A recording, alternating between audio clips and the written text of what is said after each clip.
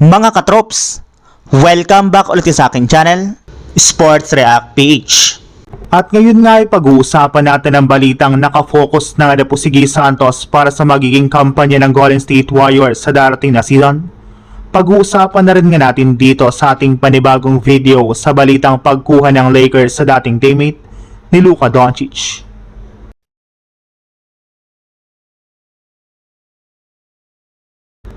Ayon nga po sa pinakahuling inilabas na balita ngayong araw, hindi muna nga po sasabak si Guy Santos para sa Brazil sa kanilang FIBA World Cup qualifiers dahil nais nga po nitong ituon ang buong off-season sa paghahanda para sa training camp ng Golden State Warriors. Malaking bagay nga po ito para kay Guy Santos dahil matapos ang kanyang mas malaking role nung nakarang season, mayroon na nga po siyang pagkakataon paghandaan ng gusto ang 2026-2027 NBA season. At mas magiging interesante nga po ang sitwasyon niya dahil parehong nagre-recover sina Jimmy Butler at Moses Moody sa kanilang mga injury.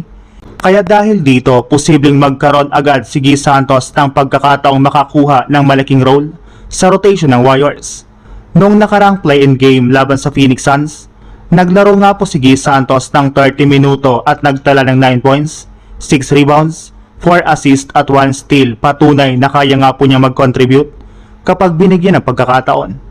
Kaya ngayon malinaw ang kanyang priority, walang distraction, walang international duty muna training camp ng Warriors, ang kanyang buong atensyon.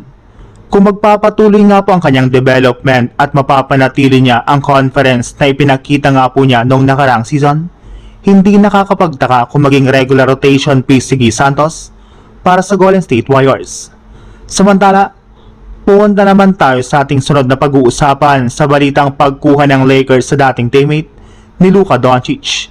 Isang malaking trade proposal na naman nga po ang kumakalat ngayon na pinag-uusapan ng mga NBA fans.